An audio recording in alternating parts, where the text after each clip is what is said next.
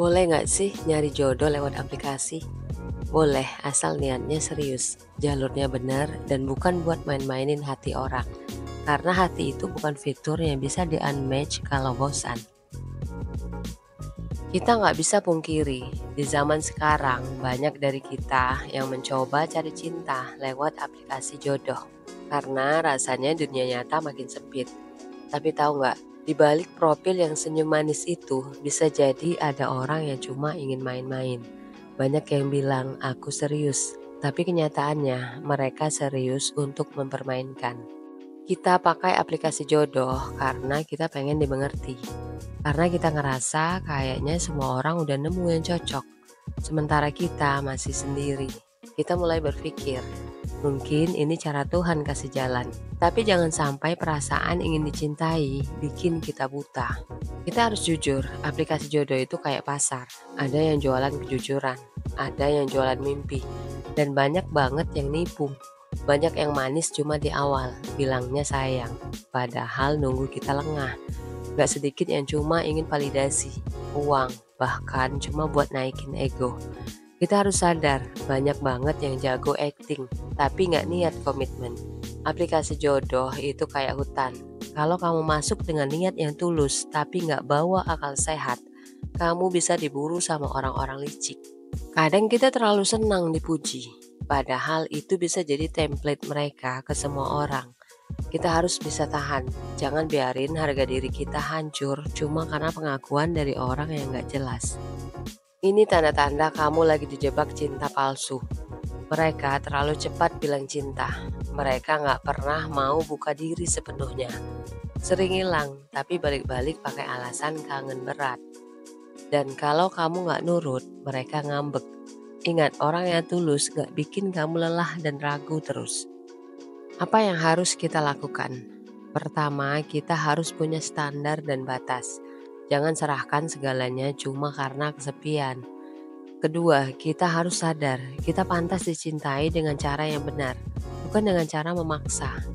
Ketiga, jangan buru-buru. Lebih baik lama dan selamat daripada cepat tapi nyesel. Ngejar mimpi, iya. Ngejar cinta, juga iya. Tapi kalau kita ngejar dua-duanya dengan hati kosong, kepala ngawang, dan hati gampang baper, yang datang bukan bahagia. Yang datang bisa-bisa penyesalan. Jadi perlu nggak pakai aplikasi jodoh? Jawabannya perlu kalau tahu caranya. Tapi nggak perlu kalau kamu cuma sekedar iseng dan butuh validasi.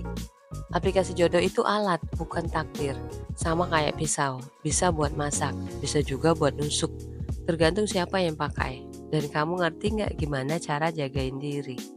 Banyak yang licik di aplikasi jodoh, iya. Tapi bukan berarti semua orang jahat. Kita cuma harus pintar bedain. Yang niatnya baik, itu ngajak ngobrol panjang dan sabar. Yang niatnya jelek, itu buru-buru ngajak ketemu, minta uang, atau drama hidupnya nggak habis-habis. Kadang kita lapar cinta, lalu dikasih perhatian dikit, langsung ngerasa dia orangnya. Padahal perhatian itu modal receh buat penipu. Hati-hati kalau ada orang baru yang baru kenal udah bilang sayang. Itu bukan romantis, itu red flag. Jangan gampang percaya, tapi jangan juga jadi dingin sama semua orang. Jangan terlalu berharap, tapi jangan juga nutup diri dari kesempatan. Jangan nyari orang sempurna, tapi juga jangan nutup mata sama tanda-tanda bahaya. Kita semua pengen dicintai dengan tulus, ya kan? Tapi masalahnya, zaman sekarang tuh cinta bisa datang lewat layar. Dan lewat layar juga banyak orang yang cuma acting. Ya banyak yang tulus di aplikasi jodoh, tapi jujur ya, lebih banyak yang licik. Yuk kita bahas. Dalam penelitian tentang online dating behavior, ditemukan bahwa lebih dari 50% pengguna aplikasi kencan mengaku pernah memalsukan sebagian dari profil mereka, entah itu foto, usia, atau status hubungan. Kenapa? Karena aplikasi jodoh itu menciptakan ruang ilusi. Kita bisa tampil ideal, bahkan kalau itu palsu. Dan otak manusia itu mudah tertipu sama dopamin instan. Hormon senang yang muncul saat kita dapat match, like, atau chat manis. Faktanya, aplikasi jodoh dirancang seperti game. ada swipe, ada notifikasi, dan semua itu bisa bikin kita kecanduan validasi. Dan yang licik tahu cara memainkannya. Psikologi bilang, orang yang kesepian lebih rentan dimanipulasi. Dan sayangnya, kita semua pasti pernah merasa kesepian. Yang licik itu tahu celah ini. Mereka pura-pura peduli, kasih perhatian di awal, lalu pelan-pelan mengendalikan emosi kita. Manipulasi emosional itu nyata. Mereka bisa jadi gaslighter, bikin kita merasa bersalah, padahal mereka yang salah. Jadi love bomber, kasih cinta berlebihan buat bikin kita lengket. Dan ghoster. Psikolog klinis juga bilang, banyak pengguna aplikasi jodoh yang belum stabil emosinya. Mereka cari pelarian, bukan pasangan hidup. Dan ini bahaya kalau kita yang serius ketemu yang cuma main-main. Aplikasi jodoh lahir karena tuntutan zaman, tapi masyarakat belum siap secara moral dan etika. Banyak dari kita yang masih menganggap cinta itu soal siapa cepat dia dapat, padahal yang cepat belum tentu tepat. Data sosial juga bilang, meningkatnya kasus penipuan cinta digital atau love scam, pemerasan foto pribadi atau sextortion, dan hubungan palsu demi konten atau cuan. Artinya masyarakat kita belum sepenuhnya paham cara bersosialisasi yang sehat di dunia digital. Yang tulus kalah suara, yang licik lebih viral. Islam gak pernah larang kita cari jodoh, tapi Islam sangat jelas soal niat, adab, dan cara.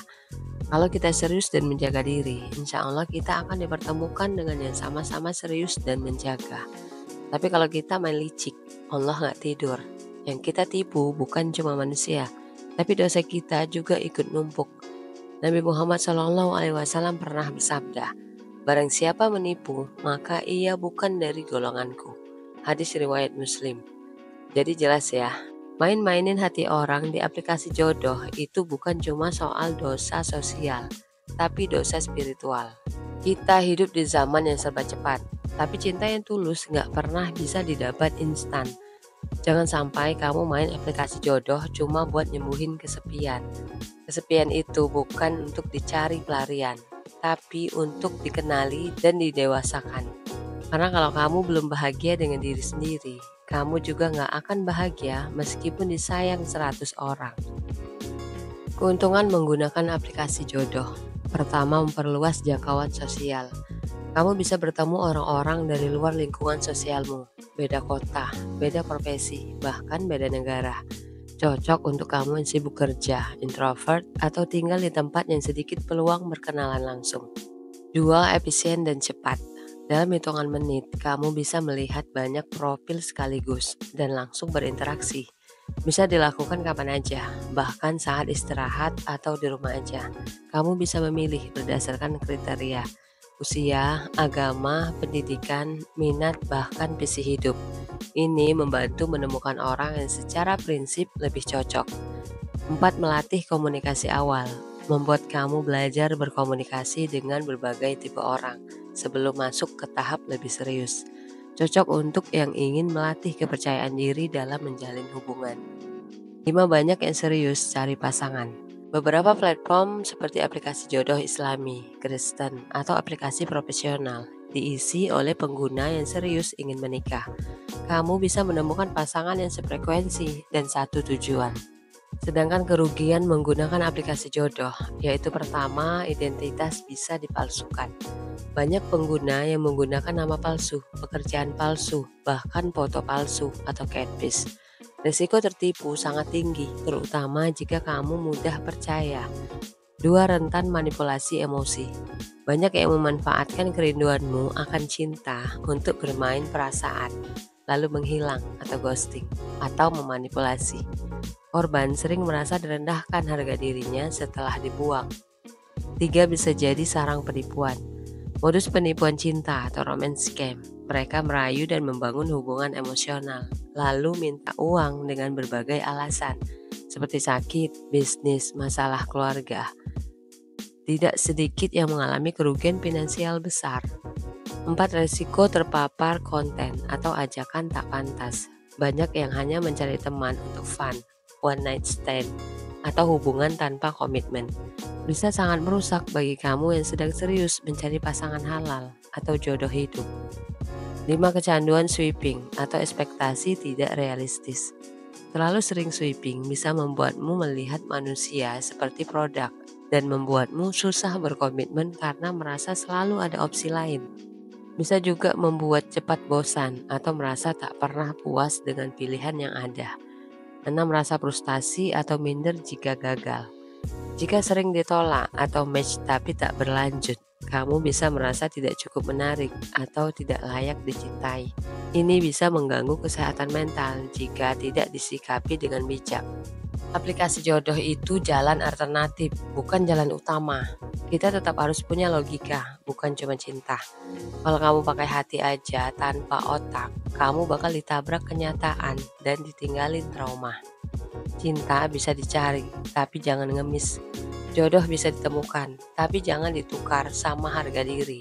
Dan mimpi itu tetap harus jadi prioritas. Karena cinta yang sehat ikut tumbuh di tengah mimpi yang dikejar, bukan jadi alasan untuk berhenti. Jangan bodoh cuma karena kita kesepian. Kita asal terima siapa aja yang datang, apalagi di aplikasi jodoh. Banyak yang niatnya baik, tapi lebih banyak yang niatnya nyari mangsa. Thanks for watching. Bye.